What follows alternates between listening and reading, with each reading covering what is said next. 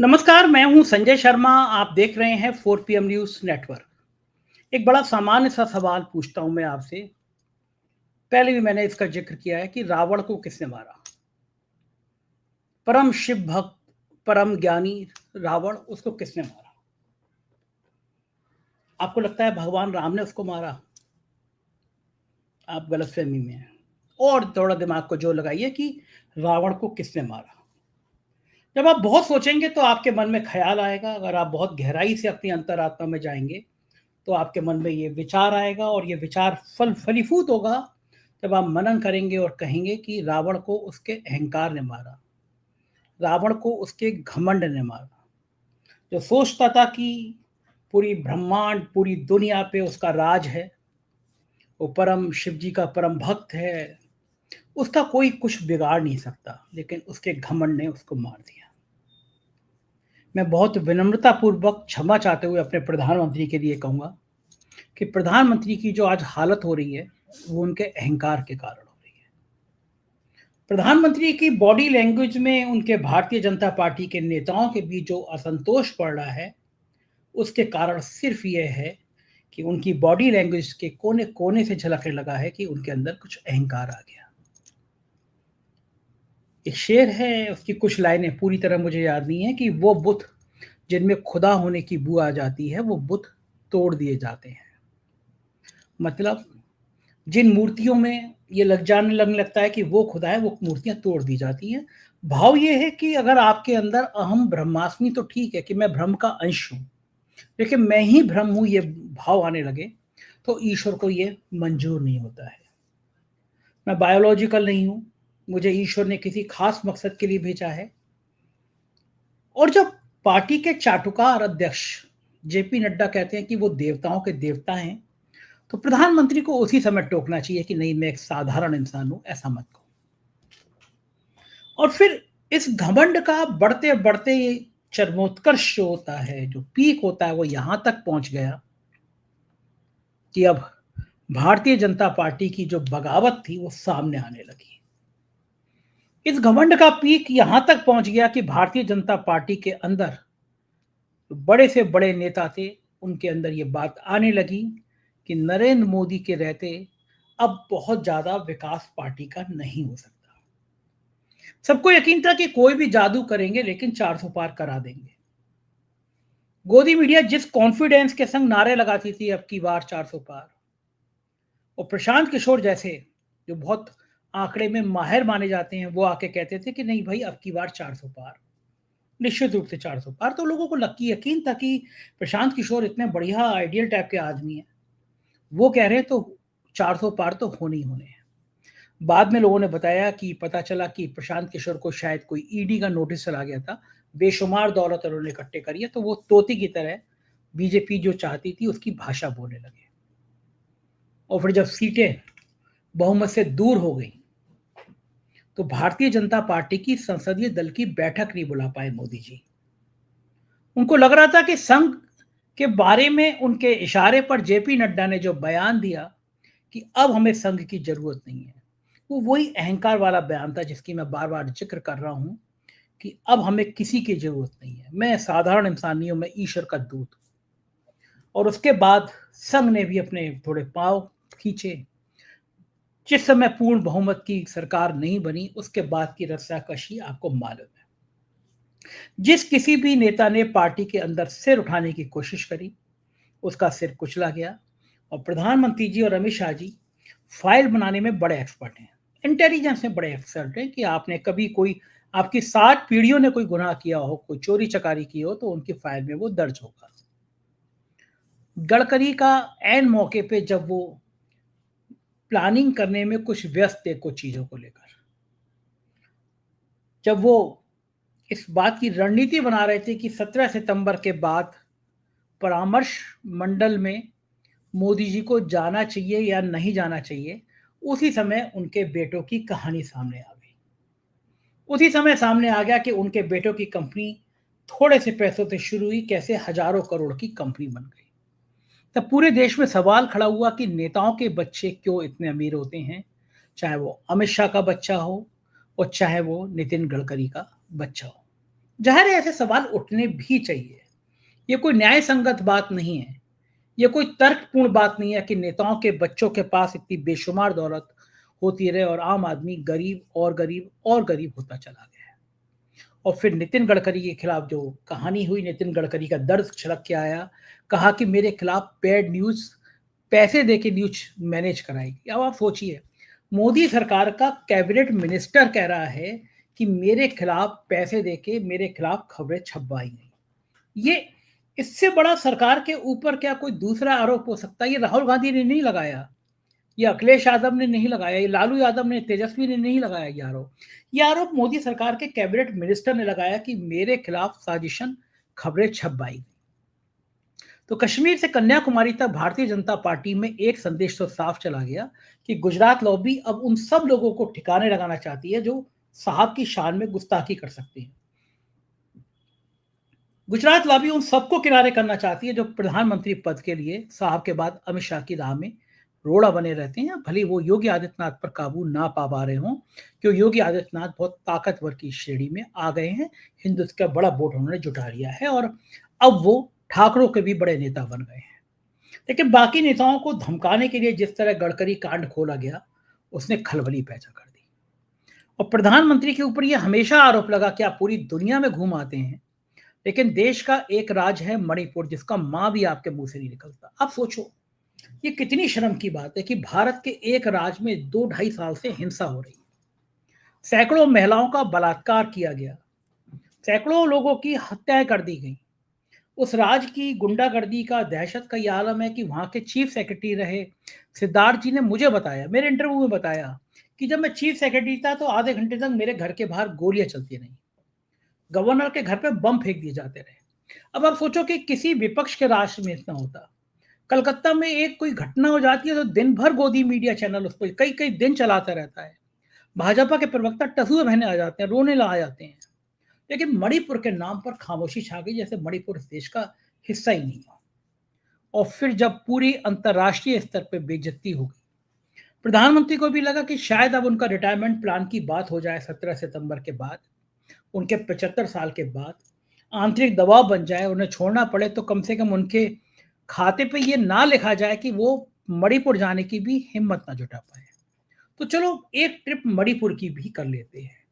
इस भाव के साथ प्रधानमंत्री ने मणिपुर का प्लान बनाया। भारतीय जनता पार्टी के नेताओं से कह दिया गया कि बड़े ढोल नगाड़े की तैयारी कर ली जाए। भारतीय जनता पार्टी के नेताओं को पास मीडिया इवेंट कंपनी के लोग पहुंच गए कि किस तरह प्रधानमंत्री का स्वागत होना है, क्या क्या करना है। और मणिपुर इतने साल के बाद प्रधानमंत्री जा रहे हैं, लेकिन उनके जाने से पहले फिर वही इवेंट का नाटक हो, इस बात से मणिपुर के लोग भड़क गए। और भड़के इसलिए कि वहां पे भारतीय जनता पार्टी के 43 नेताओं और कार्यकर्ताओं ने पार्टी छोड़ दी। ये बहुत बड़ी खबर है। प्रधानमंत्री के दिन वाकई खराब चल रहे हैं। वो बनारस आए, बनारस की भीड़ गायब हो गई, बनारस के लोग सड़क पे निकले ही नहीं। अजय राय जो कांग्रेस के प्रदेश अध्यक्ष हैं, जो मोदी के खिलाफ चुनाव लड़े थे, उन्हें हाउस अरेस्ट करा दिया गया कि वो बाहर ना आए। अजय राय ने कहा कि मैं 7वें राउंड से मोदी से आगे था, बात सही थी। मोदी के चुनाव हारने की खबर गोदी मीडिया के चैनल पानी पी पी के गला सूख गया था उनका कि मोदी जी हार रहे हैं तो क्या हालत होगा। अजय राय ने कहा कि 7वें राउंड के बाद अचानक चुनाव आयोग की वेबसाइट बंद हुई और मोदी जी चुनाव जीत गए। तो अजय, बनारस में भीड़ गायब थी। और मणिपुर में जब जाने का नंबर आया तो फिर मणिपुर के 43 नेताओं ने सामूहिक रूप से इस्तीफा दे दिया। खबर फ्लैश हुई है, मैं आपको पढ़ के सुना देता हूं कि प्रधानमंत्री नरेंद्र मोदी की संभावित मणिपुर यात्रा के ठीक पहले भारतीय जनता पार्टी को पूर्वोत्तर राज्यों में एक बड़ा झटका लगा है। मणिपुर के उखरुल जिले के फुंगफार विधानसभा क्षेत्र में भारतीय जनता पार्टी के 43 नेताओं कार्यकर्ताओं ने पार्टी से सामूहिक इस्तीफा दे दिया है। पार्टी में इस्तीफा देने वालों में मंडल अध्यक्ष, महिला मोर्चा, युवा मोर्चा, किसान मोर्चा के प्रमुख और कई बूथ अध्यक्ष शामिल हैं। ये इलाका नगा बहौल है जो पहले से ही जातीय तनाव के केंद्र में रहा है। सामूहिक इस्तीफे के साथ जारी बयान में पार्टी के नेताओं ने परामर्श की कमी, समावेशता का अभाव और जमीनी नेतृत्व के प्रति सम्मान की कमी को कारण बताया। उन्होंने लिखा कि हमारी निष्ठा पार्टी और उसकी विचारधारा के प्रति अटूट रही है, लेकिन वर्तमान परिस्थितियां हमें एक कठोर कदम उठाने पर मजबूर कर रही हैं। हम अपने समुदाय और मणिपुर की जनता के कल्याण के लिए प्रतिबद्ध हैं। प्रधानमंत्री के शनिवार को मणिपुर पहुंचने की उम्मीद है। 2023 में जो हिंसा भड़की थी उसके बाद ये पहली यात्रा है। हिंसा में 260 से अधिक लोगों की मौत हो चुकी है। हजारों लोग बेघर हो गए हैं और हालात बिगड़ते चले जा रहे हैं। इतने सालों बाद फरवरी में मुख्यमंत्री एन बीरेन सिंह ने इस्तीफा दिया और राज्य में राष्ट्रपति शासन लागू किया, लेकिन अभी भी हकीकत यह है कि वहां पे स्थिति सामान्य नहीं। आप सोचिए, मणिपुर प्रधानमंत्री जाने का मन बना है और उससे पहले इस्तीफा दे दिया जाए। भारतीय जनता पार्टी के लिए इतनी शॉकिंग, इतनी खतरनाक खबर है कि भाजपा ने कभी सोचा नहीं था। और इस बीच में राहुल गांधी जब उत्तर प्रदेश में आए तो बीजेपी में हड़कंप मच गया। योगी सरकार में कैबिनेट मिनिस्टर दिनेश प्रताप सिंह में और राहुल गांधी के बीच में बहुत बहस हुई। राहुल गांधी ने कहा कि ये इस कार्यक्रम के वो अध्यक्षता कर रहे हैं, बात सुनी जानी चाहिए। दिनेश प्रताप सिंह बोले कि आप भी तो लोकसभा अध्यक्ष की बात ही सुनते। मैं वो वीडियो दिखाता हूं, फिर इस पे चर्चा।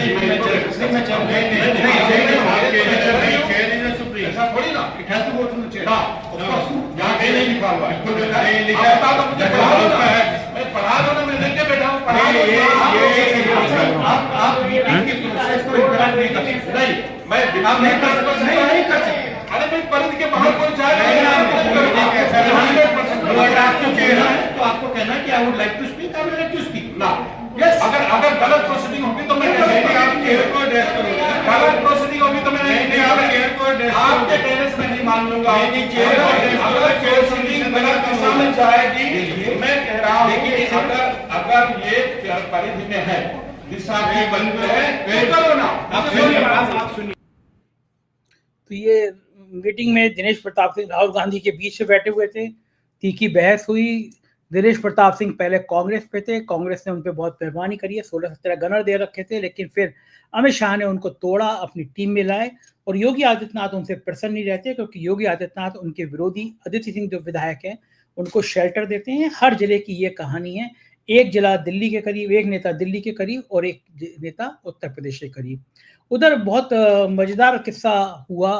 उपराष्ट्रपति धनखड़ अचानक प्रकट हुए, पूरा देश ढूंढ रहा था लेंस लगा के धनखड़ जी कहाँ गए कहाँ गए कहाँ गए। उपराष्ट्रपति के कार्यक्रम में धनखड़ नजर आ गए। वो बड़े सम्मान के साथ वो मिल रहे थे लोगों से, उपराष्ट्रपति को बधाई दे रहे थे और ये तस्वीर सबको, देश को चौंका गई। लोग तो पहले केपी मलिक जी हैं, वो मेरे संग डिबेट करते रहे, उन्होंने पहले भी कहा कि धनखड़ उन जाट नेताओं में से नहीं है सतपाल मलिक की तरह जो अपने स्वाभिमान को आगे रखते हैं। धनखड़ उन नेताओं की तरह से नहीं है जो अपने स्वाभिमान को मान देते हैं।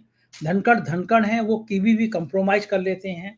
और यही समझा हुआ कि आज धनखड़ जी पहुंचे, उपराष्ट्रपति को बधाई दे रहे थे, उतना झुक रहे थे वो, लेकिन लगता नहीं कि धनखड़ को चंचूर्ण की तरह अब कुछ हासिल होने वाला नहीं है। होने वाला है कि कुछ वो कितना भी झुक लें, लेकिन ये बीजेपी है, ये बहुत कुछ आसानी से देती नहीं है। ये बात भी अब सबको समझ आनी चाहिए। उधर राहुल गांधी ने कहा कि देश में मुद्दा वोट चोरी का बन गया है। तो वोट चोर गद्दी छोड़ ये नारा पूरे देश में जाके सुनी क्या कहना होगा। नहीं, मणिपुर में बहुत समय से इशू है, अब जा रहे हैं, ठीक है, बट मेन मुद्दा तो देश में वोट चोरी का है। हरियाणा का महाराष्ट्र का चुनाव चोरी किया गया, कर्नाटक में हमने दिखाया। तो मेन मुद्दा तो देश में वोट चोरी का है। सब जगह लोग यही कह रहे हैं, वोट चोर। ये बहुत मजे लेते हैं और ये मुद्दा तो राहुल गांधी के लिए माना जाएगा कि उन्होंने पूरे देश में वोट चोर गद्दी छोड़ का एक मुद्दा बना दिया। तो मुझे लगता है कि भारतीय जनता पार्टी के खिलाफ इतना मजबूत अभियान अभी तक देश में चला नहीं। राहुल गांधी ने गली गली, गांव गांव, शहर शहर ये बात पहुंचा दी, वोट चोर गद्दी छोड़। और ये एक बड़ी बात है, एक बड़ा मुद्दा है। इस तरह का आह्वान चलाना, इस तरह का जनमानस में खड़ा कर देना बड़ा मुद्दा होता है। बिहार के चुनाव में जिस तरह भारतीय जनता पार्टी ने वोट चोरी करने की कोशिश करी, वो खुलासा देश के सामने आ गया। लोग समझ गए कि चाहे हरियाणा का चुनाव हो, चाहे महाराष्ट्र का चुनाव हो, चुनाव जीता गया तो वोट चोरी करके जीता गया। बिहार में तो इन लोगों ने हद कर दी, 65 लाख वोट काट दिए गए। तब देश के लोगों को पता चला कि मसला ईवीएम का नहीं है, मसला वोट चोरी का है। जिस राज्य में चुनाव होता है वहां लाखों वोट जोड़ दिए जाते हैं, जिस राज्य में चुनाव होता है वहां लाखों वोट काट दिए जाते हैं। और ज्ञानेश कुमार और उससे पहले राजीव कुमार इससे निर्लज्जता की हद तक पार कर देते हैं कि उनको ये भी नहीं लगता कि देश में अगर कभी ये इतिहास लिखा जाएगा तो उनका नाम एक ऐसे चुनाव आयुक्त के रूप में लिखा जाएगा जिसने भारतीय लोकतंत्र की हत्या करने में कोई कसर नहीं छोड़ी। अखिलेश यादव ने भी वो ये आज बड़ा पगड़ी में सवाल नजर आया। है। उन्होंने कहा कि विदेश और नीति की इलेक्शन समीक्षा कमीशन को ये बात सुनिश्चित करना चाहिए, ये इलेक्शन कमीशन की जिम्मेदारी है कि इस तरह का वोट चोरी कहीं ना हो, वोट डकैती कहीं ना हो। हालांकि जिस इलेक्शन की वो रेफर कर रहे थे वो अलग इलेक्शन है, लेकिन पूरा देश जानता है और आपने बड़े करीब से देखा यूपी का, जब ये वोट चोरी से नहीं जीत सकते थे तो सोचिए रिवॉल्वर निकाल करके इन्होंने वोट रोका, अपने स्वजाति लोगों को पोस्ट कर करके। उस समय जितने भी प्रिसाइडिंग ऑफिसर्स बने थे, जितने भी चुनाव से संबंधित अधिकारी पोस्ट हुए थे, क्या मुख्यमंत्री जी ने अपनी स्वजाति के नहीं पोस्ट किए थे? कुंदरकी का चुनाव हो, डीएम एसपी कमिश्नर को क्या निर्देश नहीं थे? सोचिए कोई पॉलिटिकल पार्टी, हम शिकायत करते रह गए, 77% वोट पाए हैं पढ़ने वाला। रामपुर का चुनाव हम लोगों ने देखा, छीन लिया चुनाव, शिकायत करते रहे। मीरापुर का चुनाव और अयोध्या के चुनाव में एक व्यक्ति पकड़ा गया था, वो एक मंत्री का साथी था। 5000 लोग आए हुए थे अयोध्या के चुनाव में, सोचिए आप, बाहर से लाए गए थे, अमेठी से, तिरोई से, वहां से गए थे लोग। जो पकड़ा गया था व्यक्ति वो खुद स्वीकार कर रहा था कि वो मंत्री से फोन मिलाई है। पुलिस का इंस्पेक्टर होशियार था, उसने बस फोन को काट दिया, लेकिन सच्चाई उसी से में खुल जाती। नहीं, मीडिया में बोला था, लेकिन इंस्पेक्टर बड़े होशियारी से बचाव करके ले गया। तो ये डकैती हो रही वोट की। जो बात मैं कहना चाहता हूं, इसी तरह की वोट की डकैती होगी तो हो सकता है जो आसपास के देशों में जनता सड़कों पे दिखाई दी, हो सकता है जनता भी सड़क पर दिखाई दे।